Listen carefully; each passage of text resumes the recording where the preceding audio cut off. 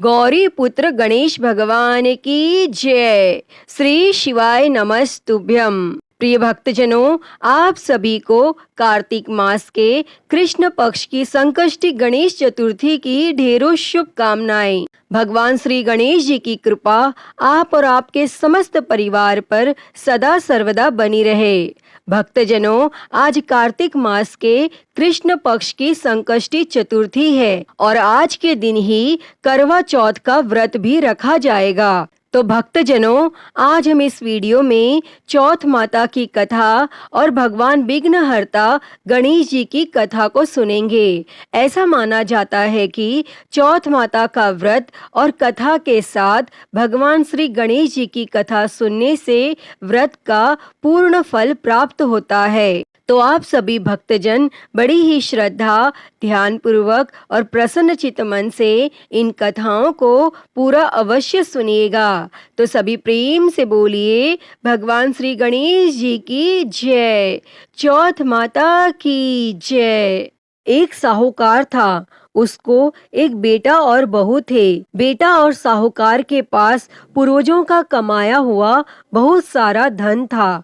दोनों कुछ काम नहीं करते, उसी धन संपत्ति से अपना गुजारा करते थे। और जब भी बहू गाय को रोटी देने नीचे जाती तो उसकी पड़ोसन पूछती, बहू क्या खाकर आई है? तब बहू कहती, ठंडी बासी खाकर आई हूँ। तब एक दिन साहूकार के बेटे ने यह बात सुन ली और उसने अपनी माँ को सारी बात बताई और पूछा, माँ, तू रोज गर्म गर्म खाना परोसती है, तब भी तेरी बहू पड़ोसन से ठंडी बासी खाकर आई हूँ ऐसा क्यों कहती है? तब माँ ने कहा, बेटा, मैं तो चारों थालियां एक समान लगाती हूँ, पर यदि तेरे को विश्वास नहीं हो तो कल अपनी आंखों से देख लेना। और फिर दूसरे दिन बेटा तबीयत खराब होने का बहाना करके लेट गया और उसने देखा कि उसकी पत्नी ने खीर खांड का गर्मा गर्म भोजन किया और रोजाना की तरह वो नीचे उतरी। तब पड़ोसन ने पूछा, बहू क्या खाकर आई है? और उसने वही रोजाना वाला जवाब दिया। तब उसके पति ने उसका हाथ पकड़ लिया और पूछा, अभी तो तू गर्म गर्म खाना खाकर आई है, फिर झूठ क्यों बोला? तब उसकी पत्नी ने कहा, ये धन न तो आपका कमाया है और ना ही आपके पिताजी का। अगर इसी तरह धन खर्च करते रहे तो एक दिन गरीब हो जाएंगे। तब उसके पति को अपनी पत्नी की बात बुरी लगी और वह कमाने के लिए विदेश चला गया और यहाँ उसकी पत्नी 12 महीने की चौथ का व्रत किया करती थी। उसके पति को विदेश में रहते हुए 12 वर्ष बीत गए। तब चौथ माता और विनायक जी ने सोचा कि इसके पति को बुलाना चाहिए, नहीं तो इस कलयुग में हमें कौन मानेगा और कौन पूजेगा। तब चौथ माता ने उसके पति के सपने में जाकर बोली कि तू घर चला जा, तेरी पत्नी तुझे बहुत याद करती है। तब उसने कहा, हे चौथ माता, मेरा कारोबार फैला हुआ है, इस तरह छोड़कर नहीं जा सकता। तब चौथ माता ने कहा, कल प्रातः स्नान ध्यान से निवृत्त होकर पूजन कर घी का दीपक जलाकर चौथ माता विनायक जी भगवान का नाम लेकर बैठ जाना, हिसाब हो जाएगा। देने वाले दे जाएंगे, लेने वाले ले जाएंगे। और उसने सुबह उठकर वैसा ही किया और उसका सारा कारोबार एक दिन में ही सिमट गया। और फिर जब वह घर जा रहा था तो रास्ते में एक सांप जलने के लिए जाता हुआ मिला। तब उसने सोचा सांप जल जाएगा और उसने सांप को सिसकार दिया। तभी सांप ने कहा, हे पापी दुष्ट, मैं तो अपनी सर्प योनि से मुक्ति पाने जा रहा था, लेकिन तूने मुझे सिसकार दिया, इसीलिए मैं तुझे डसूंगा। तब वह लड़का बोला, हे सर्पराज, तुम मुझे अवश्य डस लेना, बस मैं एक बार अपनी माँ यम पत्नी से मिलना चाहता हूँ। आप कल रात मुझे डस लेना, मैं आपको वचन देता हूँ। और जब पति घर आया तो बहुत उदास था, माँ और पत्नी से मिला और अपने कमरे में जाकर सो गया। तब पत्नी के पूछने पर उसने सारी घटना बता दी और उसकी पत्नी बहुत चतुर थी। उसने पहली सीढ़ी पर दूध का कटोरा रख दिया, दूसरी पर बालू मिट्टी बिछा दी, तीसरी पर फूल की पंखुड़ियां बिखेर दी, चौथी पर इत्र छिड़क दिया, पांचवी पर गुलाल बिछा दी, छठी पर मिठाई रख दी और सातवीं पर सत्तू डाल दिया और अपनी चोटी नीचे लटकाकर कमरे का दरवाजा खुला छोड़कर सो गई। और तब सांप आया, उसने दूध पिया, बालों में किलोर कर बोला, साहूकार के बेटे, तूने सुख तो बहुत दिया, पर वचनों से बंधा हूँ, डसूंगा अवश्य। और सातों सीढ़ियों पर उसने ऐसा ही कहा। और जैसे ही वो डसने लगा तब चौथ माता और विधायक जी ढाल और तलवार बन गए और सांप के 4 टुकड़े कर दिए। तब सीढ़ियों पर खून ही खून हो गया और सांप की पूंछ का एक टुकड़ा लड़के की जूती में गिर गया। तब उसने सोचा कि जब यह अपनी जूती पहनेगा तब डस लूंगा। और उसकी पत्नी प्रतिदिन चींटियों को आटा खिलाती थी। तब चींटियों ने सोचा कि इसकी पत्नी हमें हमेशा शक्कर आटा खिलाती है, इसलिए इसकी रक्षा करनी चाहिए। और सभी चींटियों ने मिलकर उसकी पूंछ को खोखला कर दिया और जैसे ही सुबह हुई वहाँ खून ही खून था। और माँ यह सब देखकर रोने लगी। उसने सोचा मेरे बेटे बहू को किसी ने मार दिया है। तब माँ की आवाज सुनकर बेटा उठा और बोला, माँ, हमारा बेरी दुश्मन मरा है। और पूछने लगा कि मेरे पीछे से किसी ने धर्म पुण्य किया था क्या? तब माँ बोली, मैंने तो कुछ नहीं किया। और पत्नी से पूछा तो पत्नी ने कहा, मैं 12 महीने की चौथ माता का व्रत करती हूँ, इसलिए चौथ माता विधायक जी भगवान ने हमारी रक्षा करी है। तब सासू जी बोली, मैं इसको 4 समय खाना देती थी, तो फिर इसने चौथ का व्रत कब किया? तब बहू बोली, एक समय का खाना गाय को खिलाती थी, एक समय का ब्राह्मणी को देती थी, एक समय का जमीन में गाड़ देती और एक समय का चौथ का पूजन कर चांद को अर्घ देकर मैं स्वयं खाती थी। यदि विश्वास नहीं हो तो पूछ लो। और जब गाय माता से पूछा गया तो गाय के मुंह से पलाश के फूल गिरने लगे। और ब्राह्मणी से पूछा तो उसने हामी भर ली और जमीन खोदकर देखा तो सोने के चक्र मिले। तब उसने सारी नगरी में कहलवा दिया, सब कोई चौथ माता का व्रत करें।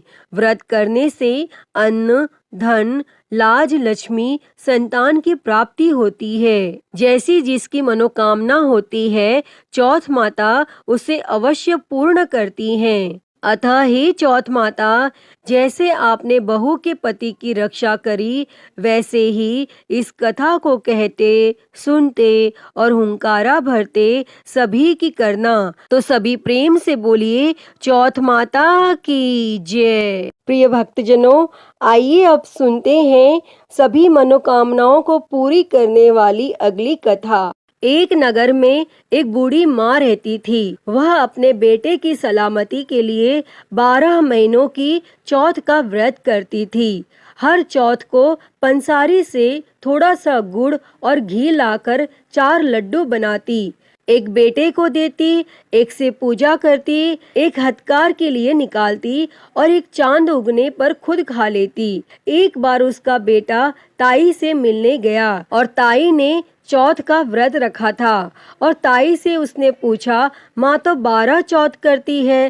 ताई बोली, तेरी माँ तेरी कमाई से तरमाल खाने के लिए 12 चौथ करती है, तू परदेश जाए तो वह एक भी चौथ नहीं करेगी। तब लड़के को लगा ताई सच कह रही है और घर आकर उसने अपनी माँ से कहा, मैं परदेश जा रहा हूँ और यहाँ तू मेरी कमाई खाने पीने में उड़ा देती है। तब माँ ने समझाकर रोकना चाहा, पर बेटा नहीं माना और माँ ने उसे साथ ले जाने के लिए चौथ माता के आंखें दिए और कहा, मुसीबत में यह आंखें तेरी मदद करेंगे और वह आंखें लेकर रवाना हो गया और घूमते हुए एक नगर में पहुंचा। उसने देखा एक बूढ़ी माँ रोती जा रही थी और पुआ बनाते जा रही थी। उसने कारण पूछा तो बूढ़ी माँ ने कहा, बेटा, इस नगर की पहाड़ी पर एक दैत्य रहता है। पहले वह नगर में आकर कई लोगों को खाने के लिए मार देता था और अब राजा हर घर से एक आदमी दैत्य के पास भेज देता है और आज मेरे बेटे की बारी है, इसीलिए रो रही हूँ और उसी के लिए पुए बना रही हूँ। तब वह बोला, तू पुए मुझे खिला दे, तेरे बेटे की जगह मैं चला जाता हूँ। तब बूढ़ी माँ ने खीर पुए उसे खिला दिए और खा पीकर वह सो गया और रात को राजा के सैनिक आए तो बूढ़ी माँ ने उसे भेज दिया और दैत्य के सामने पहुँचने पर उसने चौथ माता के आंखें दैत्य की तरफ फेंक कर कहा, हे चौथ माता, यदि मेरी माँ मेरी सलामती के लिए व्रत करती है तो दैत्य का सिर कटकर गिर जाए। और तुरंत दैत्य का सिर कट गया और वह लड़का वापस आ गया। तब राजा ने उसे उपहार देकर विदा किया और चलते हुए एक दूसरे राजा के नगर में पहुंचा। और इस नगर में आवा तभी पकता था जब एक इंसान की बलि दी जाती थी और सिपाहियों ने उसे पकड़कर आवे में चुन दिया। लड़के ने आंखें आवे में डाले और कहा, हे चौथ माता, यदि मेरी माँ मेरे लिए व्रत करती है तो आवा मेरी बलि लिए बिना ही झट से पक जाए। और आवा तुरंत पक गया। आवे में से मिट्टी की जगह सोने चांदी के बर्तन निकले। अंदर से लड़का बोला, बर्तन धीरे धीरे निकालना, मुझे लग नहीं जाए। तब राजा ने उसे निकलवाया और पूछा, इस आवे से तुम बच कैसे गए? तब लड़के ने बताया कि उसकी माँ चौथ माता का व्रत करती है और व्रत के कारण ही वह बच पाया। लेकिन राजा को विश्वास नहीं हुआ और उसने एक चांदी की सुराही मंगवाई और कहा कि सुराही की नली से निकल कर दिखाओ, तभी मुझे विश्वास होगा। और तब लड़के ने चौथ माता को याद करके आंखें सुराही में डाली और कहा, मैं भौरा बनूं, सुराही से निकलूं। और लड़का भौरा बनकर सुराही से निकल गया। तब राजा ने खुश होकर राजकुमारी की शादी उसके साथ करवाई और सभी लोगों को चौथ माता का व्रत करने को कहा। तब उसे अपनी माँ की याद आई और उसने राजा के पास जाकर खुद के नगर जाने की इच्छा जाहिर की। तब राजा ने रथ, घोड़ा, हाथी और खूब सारा धन दहेज देकर उन्हें विदा किया और चौथ के दिन अपने नगर पहुंचा। वह अकेला पंसारी के यहाँ माँ का इंतजार करने लगा। सोचा, चौथ है तो माँ यहाँ जरूर आएगी। और थोड़ी देर बाद लकड़ी टेकती हुई माँ आती दिखी। उसकी माँ की आंखों में जाले आने के कारण दिखना कम हो गया था और लड़के ने जानबूझकर अपना पैर लकड़ी के आगे लगा दिया। कहने लगा, बल रे पूत, कांटे मेरे पैर में लगा दी। लेकिन माँ ने उसे नहीं पहचाना। कहने लगी, भैया, मुझे चाहे कितनी गाली निकालो पर मेरे बेटे को कुछ मत कहना। तब बेटा माँ के चरणों में गिर पड़ा। कहा, माँ, मैं तेरा ही बेटा हूँ, मुझे माफ कर दो। तब माँ ने उसे गले लगा लिया और नगर के लोगों ने विश्वास नहीं किया कि वह उसी का बेटा है। बूढ़ी माँ ने चौथ माता को याद करके कहा, हे चौथ माता, यदि मैं अपने बेटे के लिए व्रत करती हूँ तो मेरे स्तन में दूध भर जाए और उसकी सारी धार मेरे बेटे के मुंह में गिरे। तब माँ के स्तन से दूध की धार निकलकर बेटे के मुंह में गिरने लगी और लोग चौथ माता की जय जयकार करने लगे और उस नगर के सभी लोग चौथ माता का व्रत करने लगे। अतः हे चौथ माता, जैसे बूढ़ी माँ और उसके बेटे की सहायता की, वैसे ही हमारी भी करना। इस कथा को कहने, सुनने और हुंकारा भरने वालों पर सदैव अपनी कृपा बनाए रखना। तो सभी प्रेम से बोलिए, चौथ माता की जय। प्रिय भक्तजनों, भगवान विघ्नहर्ता गणेश जी की कथा सुने बिना चौथ माता की व्रत की कथा अधूरी मानी जाती है। इसलिए आइए अब सुनते हैं भगवान श्री गणेश जी की कथा। पौराणिक कथा के अनुसार कुछ समय पहले की बात है। एक बुढ़िया माई थी जो हर दिन मिट्टी से बने हुए गणेश जी की पूजा करती थी। वह बुढ़िया माँ रोज गणेश जी का मंदिर बनाती और वह मंदिर रोज गल जाता। और वहीं पास में एक धनी सेठ का मकान बन रहा था। तब बुढ़िया माँ एक दिन वहां जाकर काम करने वाले मिस्त्री से बोली कि आप यहाँ से मेरे लिए एक पत्थर के गणेश जी बना दोगे। तब वहां के मिस्त्री ने कहा कि हम तुम्हारे लिए गणेश जी नहीं बनाएंगे।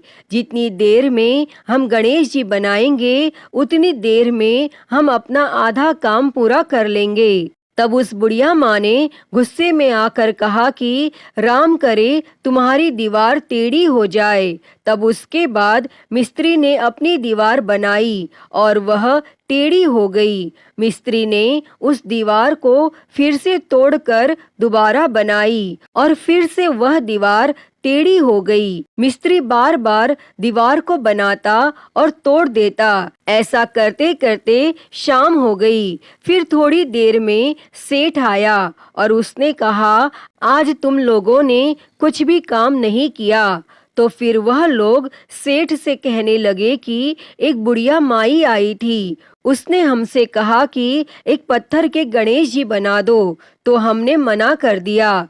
तब उसने कहा कि तुम्हारी दीवार टेढ़ी हो जाएगी और तब से दीवार टेढ़ी ही बन रही है और हम बनाते हैं और उसे फिर तोड़ देते हैं। तब सेठ ने उनकी सारी बातें सुनी और मिस्त्री से बोला, अभी के अभी जाओ और बुढ़िया माँ को लेकर आओ। तब मिस्त्री बुढ़िया को लेकर आया और सेठ ने बुढ़िया से कहा कि हम तुम्हारे लिए सोने का गणेश जी बनाकर देंगे, तुम हमारी दीवार सीधी करवा दो। और तब सेठ ने बुढ़िया को सोने से बने हुए गणेश जी की मूर्ति दी। उसके बाद सेठ की दीवार सीधी हो गई। अतः हे गणेश जी महाराज, जैसे आपने सेठ की दीवार सीधी की वैसे ही सबकी करना और सबकी रक्षा करना।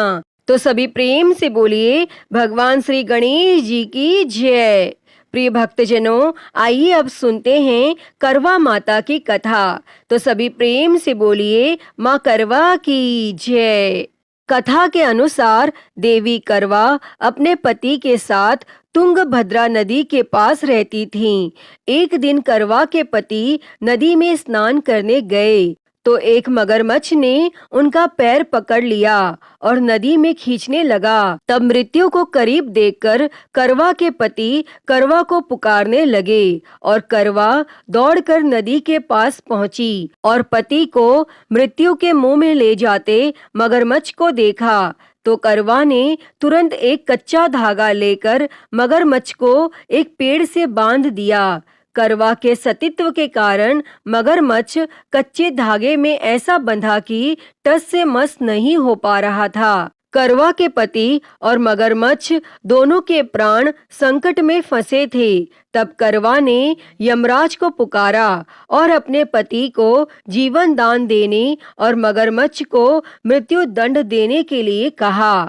तब यमराज ने कहा, मैं ऐसा नहीं कर सकता क्योंकि अभी मगरमच्छ की आयु शेष है और तुम्हारे पति की आयु पूरी हो चुकी है। तब क्रोधित होकर करवा ने यमराज से कहा, अगर आपने ऐसा नहीं किया तो मैं आपको श्राप दे दूंगी। और सती के श्राप से भयभीत होकर यमराज ने तुरंत मगरमच्छ को यमलोक भेज दिया और करवा के पति को जीवन दान दिया। इसलिए करवा चौथ के व्रत में सुहागिन स्त्रियां करवा माता से प्रार्थना करती हैं कि हे करवा माता, जैसे आपने अपने पति को मृत्यु के मुंह से वापस निकाल लिया वैसे ही हमारे सुहाग की भी रक्षा करना। तो सभी प्रेम से बोलिए करवा माता की जय। प्रिय भक्तजनों, तो मैं उम्मीद करती हूँ कि आपको आज की यह कथा पसंद आई होगी और अगर वीडियो अच्छी लगी हो तो इसे लाइक करें, ज़्यादा से ज़्यादा शेयर करें और कमेंट में गणेश जी महाराज की जय लिखना ना भूलें और महाकाल भक्ति ज्ञान चैनल को सब्सक्राइब कर नोटिफिकेशन बेल को ज़रूर ऑन कर लें। हर हर महादेव। धन्यवाद।